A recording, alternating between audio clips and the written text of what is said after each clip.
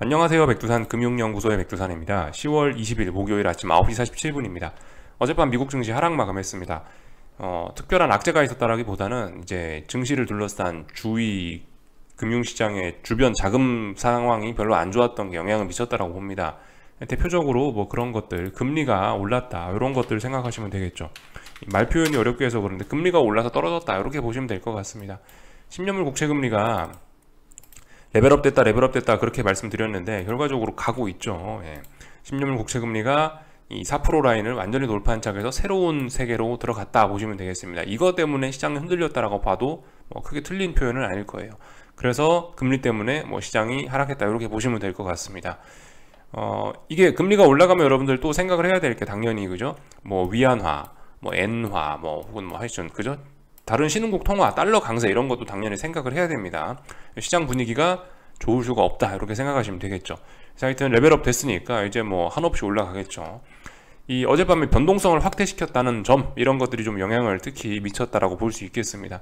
이 짜불짜불 움직이면 괜찮을 수 있는데 변동성을 확대시켰죠. 더군다나 신고가의 어떤 그 신고가 랠리 중이기 때문에 위쪽에 저항도 없어서 탄력적으로 오를 텐데 탄력적으로 오르면 앞으로 계속 시장에 부담을 줄 수가 있겠다. 이런 점들이 시장에 영향을 많이 미쳤다. 증시 하락에 영향을 미쳤다 보시면 되겠습니다. 달러도 당연히 뭐 크게 올랐고요. 그래서 달러 같은 경우는 뭐 이렇게 단기적으로 어떤 삼각 수렴형 이런 모습을 보이는 듯 합니다. 하여튼 지금까지 조정 진행 중이에요. 달러는 아직 뭐 랠리 중이다 그런 건 아니죠. 근데 조만간 랠리가 기대된다. 이 정도로 보면 될 것 같고요. 하여튼 또 그리고 뭐 물론 어젯밤 하락의 원인을 뭐 찾자면은 이 물가지표들 영향을 뭐 이야기를 할 수 있을 겁니다.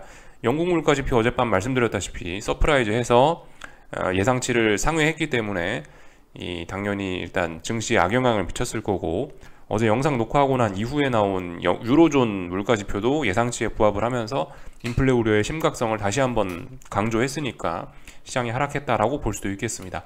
하여튼 요즘에 이 분위기가 굉장히 안 좋아요. 하여튼 뭐가 위태위태합니다. 전반적으로 상황이요. 근데 위태위태하지 아직 뭐가 빵 터진 건 아니에요. 위태위태하기만 하지 뭐가 터지진 않고 버티고는 있습니다. 버티니까 증시도 사실 어느 정도 한 2달 정도 빠졌으니까 계속 말씀드리지만 낙폭이 좀 과한 편이긴 하더라고요. 한 2달 정도 빠졌으니까. 평상시면 이 정도면 반등을 하긴 하는데 아무튼 그래서 지금 평상시가 아니라서 그런가 반등도 좀 희마리가 없고 좀 그런 상황이긴 합니다. 뭐 하여튼 꼭 근데 탄력적인 반등만이 반등이 아니죠. 옆으로 횡보하는 것도 뭐 일종의 뭐 반등, 뭐 어떤 뭐 힘을 모으는 과정 이런 걸로 인정해 줄 수 있긴 합니다. 하여튼 근데 뭐 전반적으로 힘이 없긴 해요. 하락 추세라 힘이 없기도 하고 뭐 시장 분위기도 안 좋고 이래저래 해서 힘이 없어요.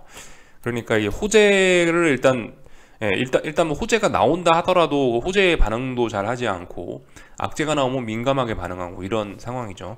근데 아무튼 그렇다고 지금 눈에 띄는 엄청난 악재는 있지 않으니까 약간 낙폭이 과대한 것도 있고 그러니까 이제 시장이 급락하지는 또 못하는 그런 모습이 아닌가 싶습니다. 그래서 하여튼 뭐 분위기가 뭐 굉장히 안 좋다 뭐 이런 이야기를 좀 드리고 있는데요. 뭐 예를 들면은 뭐 이런 소식들 있죠. 이게 그나마 며칠 전에 나왔던 호재잖아요. 미국 재무부에서 국채 바이백 한다 뭐 이런 이야기 했는데 이거 안 하고 있잖아요. 결과적으로 호재가 이거 한다라는 기대감이 호재였는데 안 하고 있으니까 이것도 악재로 또 그죠? 너무 오래 안 하면 이거 악재로 또 바뀔 거 아니에요. 이런 것들이 이거 한다라는 기대감 때문에 올랐는데 안 하면 또 말짱 도루묵이죠. 그죠? 하여튼간 뭐 뭐 이렇게 검토만 한다고 하지 그 뒤로 어떤 소식도 나오지 않습니다. 하여튼 요즘에 호재 나온다라고 나오는 것들마저도 그냥 이런 것들이에요. 뭐 진짜 뭐 어떤 기업의 실적이 좋고 뭐 경제가 앞으로 잘 돌아간다 이런 호재가 아니고 이 시장이 안 좋으니까 정부나 중앙은행에서 부양책을 내놓는 것이 호재로 그런 것들이나 호재가 나오고 있습니다. 호재가 뭐 엄청나게 나오는 게 아니고 부양책 나오는 게 호재예요 요즘은. 근데 아무튼 그런 부양책도 기대감만 있고 하지는 않으니까 참 애매한 상황이죠. 참고로 이 바이백 관련해서 궁금하신 분은 어제 증권사 보고서가 나온 게 하나 있는데 정리가 잘 되어 있어 요거 한번 보시면 좋을 것 같아요. 흥국증권에서 나온 보고서인데 머니마켓 시장에 대하여 영래포 2조 달러 시대의 이해 요거 읽어보시면 좋을 것 같습니다. 이게 아무튼 공부하기 되게 좋은 리포트더라고요. 내용은 좀 어려운데 한 번쯤 쭉 보시면은 좋을 것 같습니다. 내용은 뭐 이런 것들이 있고요. 여기서 이제 뭐 재무부의 바이백 뭐 이런 것도 어떤 하나의 조치로 나와 있으니까 이거 한번 읽어보시면 뭐 잘 이해가 되실 겁니다. 이거 어디서 볼 수 있냐면은 이 링크를 제가 하나 보여드릴게요. 이거 여러분들이 뭐 크롬이나 뭐 이런 거 뭐 크롬이나 익스플로러 같은 거 키셔가지고 여기 이거 링크 입력하셔갖고 한번 들어가시면 다운받으실 수 있습니다. 요거 다운받으셔가지고 한번 읽어보시면 좋을 것 같아요. 공부 차원에서 뭐 완전히 이해가 안 되더라도 괜찮습니다. 정리가 되게 잘 돼 있으니까 한번 좀 읽어보셨으면 좋겠다라는 이야기 드리고, 하여튼 그죠? 예, 무슨 얘기하다 나왔냐면 국채 바이백 이야기하다 나왔는데, 예, 그만큼 하여튼 시장 분위기가 안 좋다라는 겁니다. 금리가 올라가고 이러니까 여기저기서 뭐 빵빵 문제들이 터지고 있죠. 하여튼 뭐 여러 가지 뭐 분위기 안 좋은 뉴스들을 한번 쭉 정리해 볼까 하는데, 뭐 그래서 뭐 이런 것들, 그죠? 물론 이거 지난 뉴스이긴 합니다만은 영국 중앙은행 같은 경우에는 뭐 보시다시피 요즘 분위기 안 좋다 그러잖아요. 영국 금리도 많이 올라와 있고 파운드와도 박살나 있는데, 근데도 불구하고 인플레와 싸우겠다는 의지 보여주고 있죠. 어쨌든 11월부터 또 QT 한대잖아요. 이런 것들도 굉장히 어떤 시장의 부담감으로 작용할 수 있죠. 이런 것들 또 있고요. 한국에서도 그렇더라고요. 한국에서도 뭐 보면요. 뭐 예를 들면 어제 같은 경우는 뭐 증권사에서 무슨 어떤 뭐 찌라시가 또 돌았다라고 하더라고요. 이 뭐 롯데캐피탈이 15%에도 기업어음이 소화가 안 된다. 시장은 냉각 상태다. 뭐 어떤 뭐 부도 이야기 나오고 뭐 무슨 증권이 매물로 나오고 이런 찌라시가 돈다라고 합니다. 이런 찌라시가 돈다라는 게 그만큼 시장이 이제 안 좋다라는 거겠죠. 근데 아무튼 아직까지는 뭐 찌라시에 불과할 수 있습니다. 아직까지는요. 이게 뭐 아직까지 빵 터진 건 없거든요. 그냥 이제 찌라시에 불과한 거죠. 확인은 되지 않은. 근데 이제 이렇게 찌라시들이 나온다는 것 자체가 이제 그만큼 투자 심리가 안 좋고 자금 시장이 얼어붙었고 하니까 이제 이런 이야기가 나오는 거죠. 정말 증시가 좋을 땐 이런 뉴스도 나오지 않습니다. 이런 뉴스들이 꼭 시장 불안할 때 나오긴 하더라고요. 뉴스가 아니고 찌라시가. 네. 하여튼 근데 이게 이런 찌라시가 나오는 게 이게 그만큼 그죠, 뭔가 좀 어려우니까 이런 게 나오는 거긴 해요. 하여튼 한국 같은 경우는 부동산 쪽에 굉장히 좀 그죠, 부동산 쪽에 좀 문제가 좀 많습니다. 뭐 이게 물론 뭐 한국의 뭐 전세제도 그런 것도 문제가 있고, 또 그리고 증권사에서 PF 대출 굉장히 많이 했단 말이에요. PF 대출 이런 거와 관련해서도 문제가 좀 터질만 하죠. 그러니까 이런 찌라시가 나오는 거기도 하고, 하여튼 뭐 분위기가 좀 굉장히 안 좋다, 뭐 이런 뉴스들 보시면서 좀 참고할 수 있다는 거죠. 하여튼 뭐 터지지는 않고 있어요. 터지면은 이제 금융위기로 가는 거고, 뭐 하나라도 터지면요. 근데 아무튼 이런 게 나오는 것 자체가 분위기 안 좋다라는 거. 뭐 그 외에 이것도 그죠, 결과적으로 부동산 관련된 거죠. 깡통 전세 이런 것들, 보증금 사고 역대 최대다 이런 것들. 하여튼 아직까지는 위기가 터지지는 않고 그냥 잘 버티고만 있는 상황입니다. 그 외에 뭐 이런 것도 좀 있긴 있더라고요. 뭐 강원도에서 뭐 레고랜드 채무 어쩌고 저쩌고 이러면서 뭐 그래서 뭐 이번에 뭐 ABCP 만기 상환 실패로 인한 크레딧 시장의 불안이 진정될지 주목된다. 뭐 어쩌고 저쩌고 하고 있죠. 하여튼 뭐 레고랜드 관련해 갖고 뭐 이런 문제들도 터지고 있다. 슬슬 시장의 분위기가 좀 안 좋아지는 거죠. 이런 것들이 자꾸 터지면 이제 서로 돈 안 빌려주겠다 그러고 유동성이 말라가고 뭐 그런 거겠죠. 신용이 말라가고 유동성이 마르고 뭐 하여튼 그런 소식들이 나타날 수 있다. 요즘 뭔가 하여튼 돌아가는 시장 상황이 심각하다라는 거. 뭐 하나 터지면 이제 금융위기다라는 거 생각해 보셔야 되긴 하겠습니다. 뭐 또 그리고 뭐 분위기 안 좋으니까 뭐 당연히 제2금융권 몸살이기 저신용자 대출 옥죄다 그러고 있는데, 하여튼 이 모든 어떤 이 위기의 시작은 대출이고, 그리고 대부분 뭐 저신용자 하여튼 어려운 사람들로부터 이 위기가 시작돼서 슬슬 전이가 돼 나가는 거죠. 전반적으로 뭐 시장 분위기나 뭐 사회 분위기나 경제적인 게 다 모두 어렵습니다. 금리가 올라가니까 대출 관련해 가지고 문제들이 슬슬 나오고 있는데 이게 아직 빵 터지고 있지는 않습니다. 그래서 이런 뉴스들이 좀 눈에 띄더라고요. 여러분들과 그냥 뭐 공유해보고 싶어서 좀 하나 보여드렸고요. 약간 이야기를 좀 더 이어가자면은 지금 금리가 엄청 올랐잖아요. 그러니까 이게 금리와 관련된, 그러니까 하여튼 부채가 많은 기업들은 지금 지금 주가가 좋기가 좀 어렵다고요. 예를 들면 뭐가 있을까요? 해운사, 항공사, 뭐 조선사, 건설사 이런 것들 안 좋을 수밖에 없겠죠. 물론 뭐 제가 일일이 뭐 차트를 다 보여드리지는 않을게요. 뭐 시간 관계상. 근데 한번 찾아들 보세요. 이게 지금 차트가 좋을 수가 없다고요. 물론 이게 이제 증시 자체가 1년 넘게 빠지고 있으니까 안 좋은 것도 있긴 있는데, 근데 아마 다른 업종들이나 이런 거에 비해서 좀 더 많이 무너지긴 할 겁니다. 특히 뭐 조선 이런 거 같은 경우는 요즘 실적은 사실 뭐 굉장히 뭐 좋다, 뭐 수주가 많이 된다 이러고 있긴 하잖아요. 아마 그럼에도 불구하고 근데 아마 조선 업종만 좀 몇 개 좀 보자고요. 뭐 예를 들면 뭐 대우조선해양 뭐 이런 거 보면 되나요? 뭐 대우조선해양 뭐 이런 거, 네, 뭐 이런 것들 보시면 뭐 요즘에 뭐 LNG 선을 뭐 그렇게 많이 만든다 그래도 보시다시피 뭐 수주 잔고가 뭐 꽉 찼네 어쩌네 저쩌네 해도 이렇게 박살이 나고 있고, 또 뭐 있나요? 또 현대중공업 뭐 이런 거, 삼성중공업 뭐 이런 거 보면 되겠죠. 삼성중공업이 많이 수주하니까 삼성중공업 이런 걸 봐도 뭐 이렇다고요. 이게 수주를 그렇게 많이 해도 이렇게 계속 박스권이라고요. 이 그나마 수주를 많이 하니까 박스권일 수 있습니다. 사실 여러분들도 다 아시다시피 이게 조선사 같은 경우 굉장히 금리에 좀 민감한 업종이라고요. 왜냐하면 남의 돈으로 배를 만드니까. 하여튼 뭐 그런 점들 좀 생각을 해보실 수가 있겠어요. 수주를 많이 해봐야 이자 내는 부담이 있기 때문에 아무래도 좀 증시가 좀 이러는 게 아닌가, 주식이 이러는 게 아닌가 싶긴 합니다. 뭐 물론 이게 이제 잘 풀려가지고 여기서 이제 위기 안 오고 잘 버티기만 하면요, 이게 오랫동안 하방 경직성 만드는 과정일 수 있어요. 이게 어쩜 요렇게 삼각수렴형 만드는 과정일 수도 있습니다. 그래서 빵 튈 수도 있긴 한데, 아무튼 이게 뭐 금융위기가 안 와야 뭐 빵 튀는 거죠. 그냥 위기 오면은 다시 아래로 말짱 도루묵 된다라는 거 생각을 해보긴 해봐야 되겠습니다. 그러니까 아무튼 투자하실 때도 지금 금리에 민감한 이런 업종들은 좀 하여튼 도망을 가셔야 되겠다라는 이야기를 좀 말씀드리고 싶습니다. 그래서 뭐 제가 방금 말씀드린 업종들 있죠. 뭐 해운, 항공, 조선, 건설, 대표적으로 남의 돈으로 장사하는 그런 회사들은 그리고 거기다 더해서 뭐 부동산 이런 것도 그죠? 그런 것들은 좀 조심해야겠다. 부채가 많은 회사는 조심해야겠다. 이 정도 이야기를 좀 드려보겠습니다.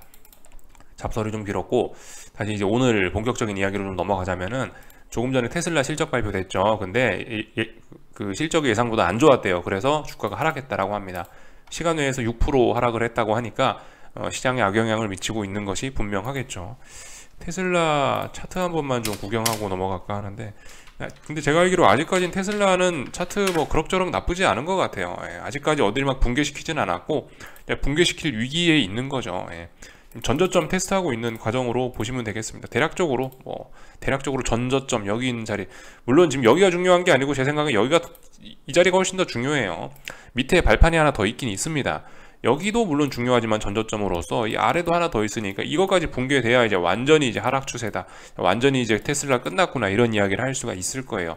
뭐 물론 여전히 이제 뭐 중기적으로 어떤 하락 추세 뭐 이런 건 맞긴 맞습니다. 그러나 뭐 또 어떤 관점에서 보면 아직 완전히 테슬라가 죽었다라고 이야기할 수는 없어요. 여기를 안 깼기 때문에. 여기를 깨야 이제 완전히 테슬라가 죽는 겁니다. 근데 아직까지 뭐 완전히 죽진 않았죠. 근데 아무튼 이런 뭐 실적에 관련된 이런 부분이 테슬라 주가에 앞으로 안 좋게 영향을 미치긴 하겠죠. 하여튼 뭐 미국 증시가 어쩌고 해서 하락 마감을 했는데, 근데 거기에 더해서 오늘 테슬라 실적까지 안 좋았으니 계속해서 지금 현재 안 좋은 분위기는 이어지고 있다, 이렇게 보시면 될 것 같습니다. 오늘 한국 증시도 일단 뭐 분위기 안 좋게 출발하겠죠. 뭐 이 정도 일단 보면 될 것 같고, 어젯밤 미국 증시 기술적인 이야기 좀 하자면은, 일단 지난 2거래일 동안 어딘가를 못 넘었습니다. 지난 2거래일 동안 3720이란 자리 돌파를 시도를 했는데 실패했습니다. 그러니까 일단 아래쪽으로 베팅할 수 있는 근거는 생겼어요. 여기는 장대 음봉, 여기는 10월 19일 날 이 음봉을 기준으로 해서 베팅할 수 있죠. 3720을 다시 넘어서기 전까지는 아래쪽으로 한 숟가락씩 얹어갈 수 있는 근거가 마련이 됐습니다. 뭐 그렇지만 말씀드리지만 이게 지금 상황에서 그렇다고 급락이냐, 그것도 좀 애매하다, 뭐 이런 이야기를 드리고 있죠. 그래서 S&P 같은 경우는 지금 한 마디 놓고 싸우고 있는 꼴이 됐는데, 어젯밤 말씀드렸죠. 반등시 매도 전략을 하거나 아니면 이 아래쪽에 붕괴되는 걸 보고 아래쪽으로 더 가겠다는 신호가 나오면 신호를 보고 나서 대응을 하거나, 아래쪽으로 진입하는 방법 두 가지가 있다는 이야기를 드렸는데, 일단 뭐 하여튼 한 가지 조건은 일단 뭐 나오긴 나왔으니까 뭐 하여튼 여러분들 스타일대로 원하시는 대로 해보시면 되긴 됩니다. 일단 그래서 어떤 매도세가 등장했으니까 해보면 됩니다. 그래서 여기까지 이야기를 일단 드렸고요. S&P 같은 경우는 이제 좀 잘 보셔야 되는 게, 이번에 반등할 때 최소한 3800 터치 정도는 해줘야 돼요. 그 정도는 해야 그나마 박스권이라고 어떻게 이런 모습을 유지를 해줄 수가 있는 건데, 그래서 결과적으로 일단 아래쪽으로 일단 간다라고 보고, 이게 만약에 이제 지금 아래쪽으로 계속 간다라는 게 맞게 된다면 3800 터치 못한 꼴이죠. 그럼 이렇게 저점이 그럼 이런 식으로 고점이 낮아지는 이런 그림이 되기 때문에, 이거 생각보다 반등이 약하게 나오고 아래쪽으로 급격하게 많이 꺾일 가능성도 생길 수가 있습니다. 솔직히 저는 아직까지는 잘 모르겠어요. 이게 이제 아래쪽으로 간다라고 하긴 하는데 자신 있게 이제 뭐 조만간 죽습니다 이런 이야기는 못 하겠어요.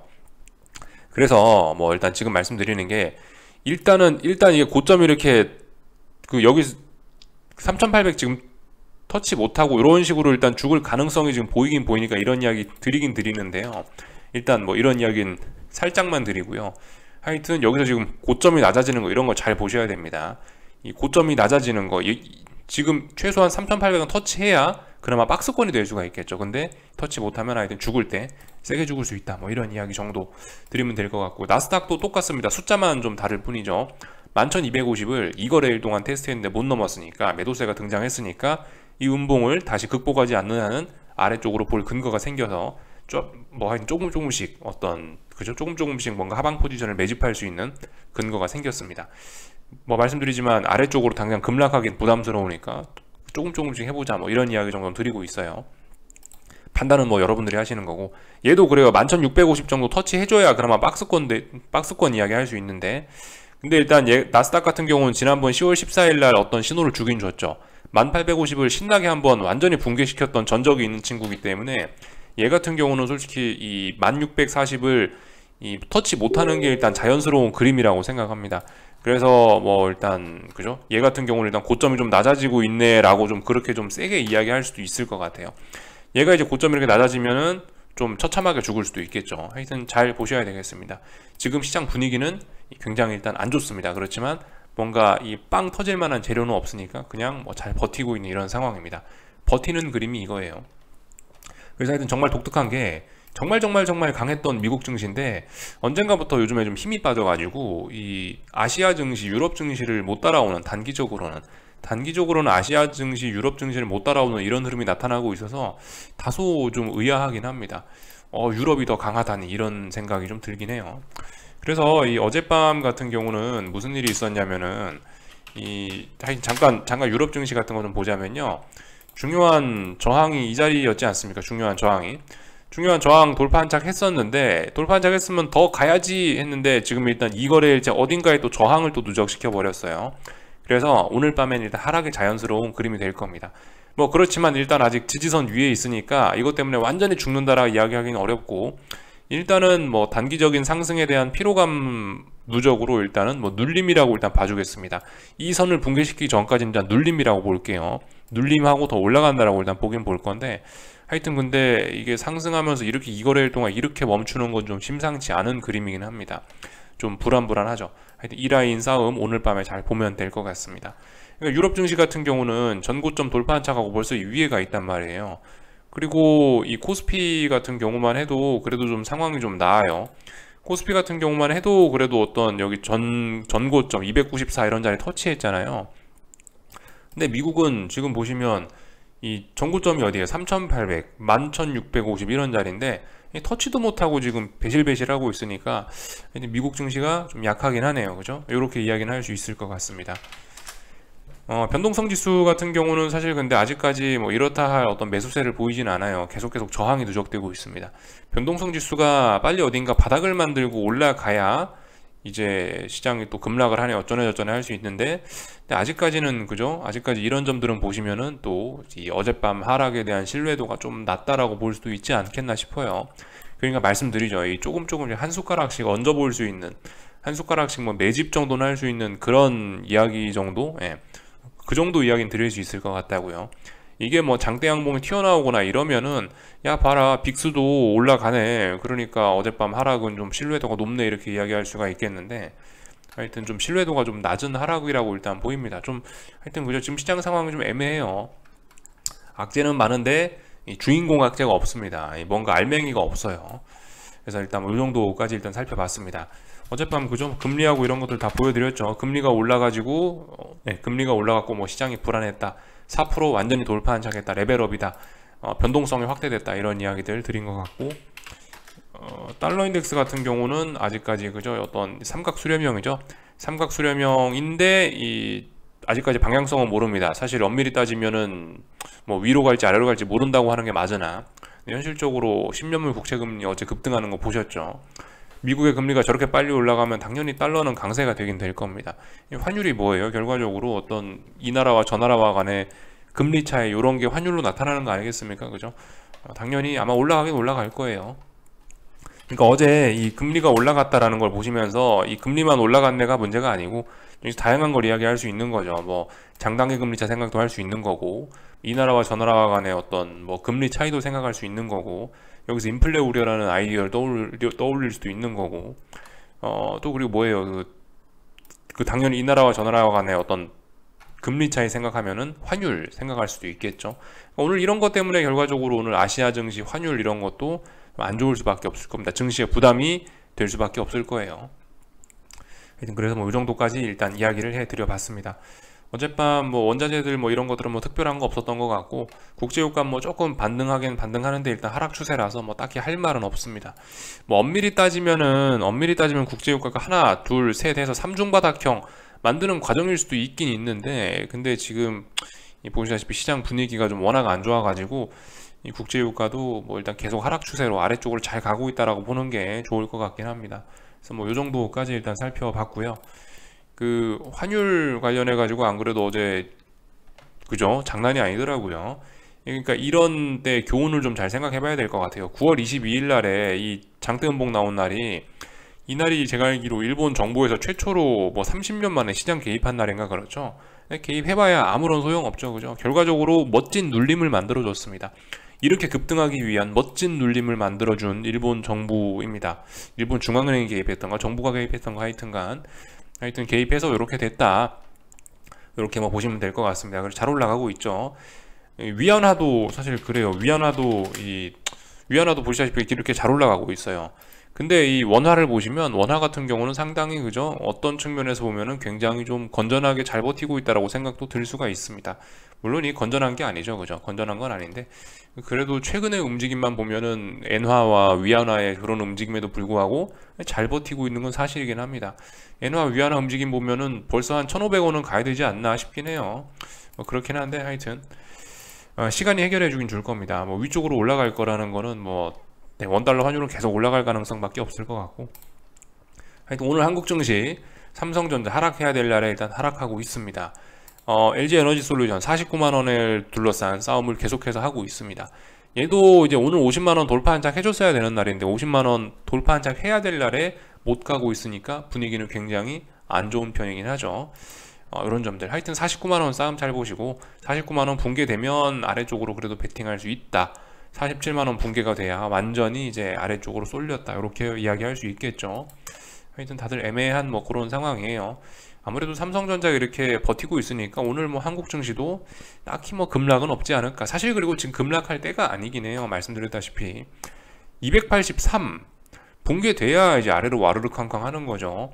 294를 넘어가야 이제 위쪽으로 이제 신나게 올라가는 거고요. 결과적으로 10포인트 내에 박스권입니다. 결과적으로 10포인트 내에 박스권이니까 박스권에서 뭐 해야 돼요? 가운데선 가만히 있어야 되는 거고, 이거 돌파 한착하면 위로 가는 거고, 이 붕괴시키면 아래로 가는 거고, 그거죠. 딱 한가운데 있는데 뭐 여기서 움직이는 게 무슨 큰 의미가 있겠어요. 그냥 이제 개인들의 어떤 심리적인 피로감만 높이는 거죠. 그래서 일단 뭐 이렇게 뭐 이런 식으로 보고 있습니다. 294 같은 경우 일단 어제 이 거래일 동안 저항했으니까 얘도 일단 아래쪽으로 베팅할 수 있는 근거는 생겼다 말씀드렸죠.